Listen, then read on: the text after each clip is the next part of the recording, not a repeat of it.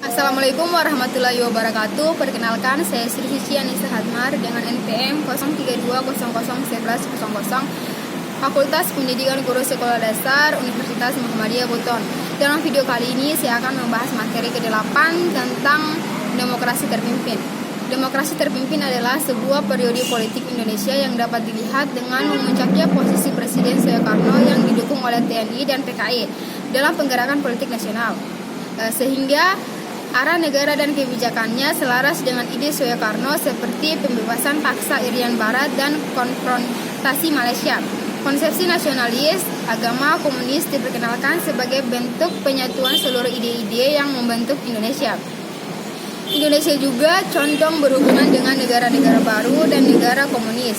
Pengaruh dari tokoh lainnya hampir tidak terlihat karena setiap urusan negaraan berada di tangan presiden. Masa demokrasi ditandai dengan adanya konfrontasi politik dengan berbagai pihak, kekacauan ekonomi yang semakin parah, dan pemutasan kekuatan pada tiga kutub yang saling mempengaruhi Soekarno, PKI, dan TNI. Periode demokrasi terpimpin dimulai sejak dikeluarkannya Dekret Presiden tanggal 5 Juli 1959, berakhir dengan berpindahnya tampuk kekuasaan kepada Soeharto yang menandai dimulainya Orde Baru pada tahun 1967. Ciri-ciri masa demokrasi terpimpin.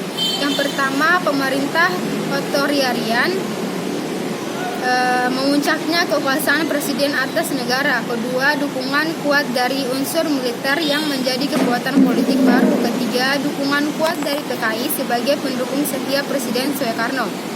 Keempat, lembaga legislatif lemah, dapat diatur bahkan dibubarkan presiden atau MPRS dan DPR-GR.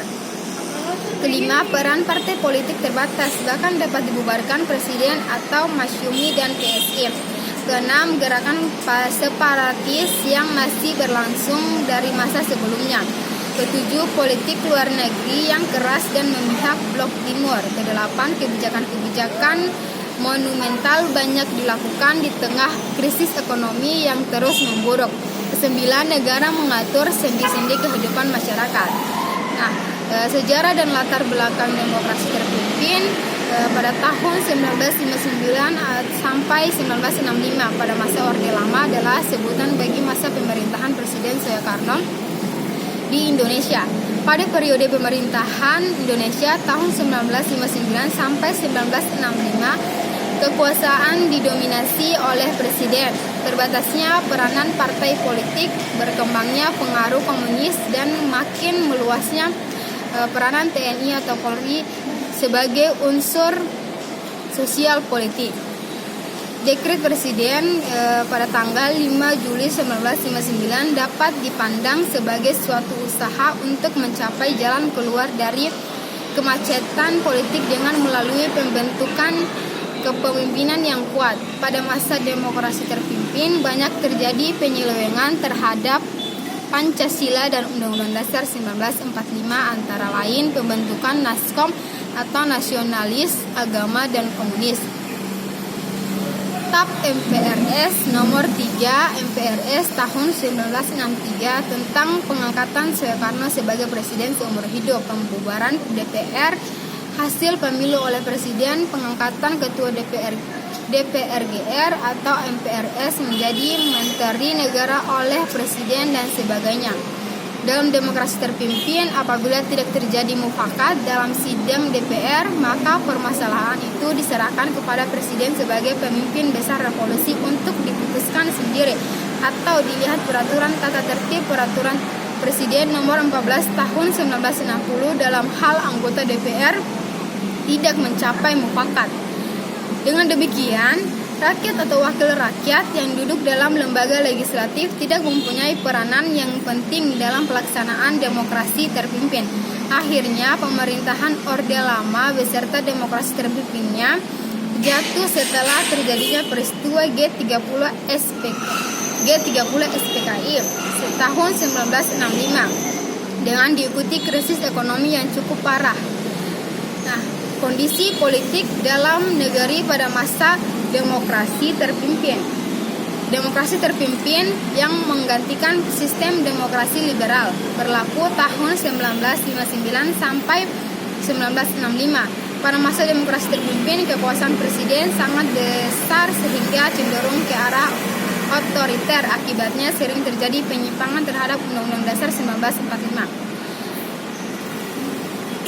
Beberapa penyimpangan terhadap Pancasila dan Undang-Undang Dasar 1945 yang terjadi semasa demokrasi terpimpin. Yang pertama, pembentukan MPRS melalui penetapan Presiden nomor 2 tahun 1959. Kedua, anggota MPRS ditunjuk dan diangkat oleh Presiden. Ketiga, Presiden membubarkan DPR hasil pemilu tahun 1955.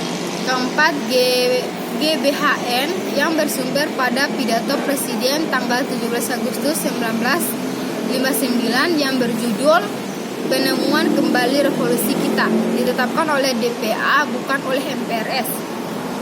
Kelima, pengangkatan presiden seumur hidup.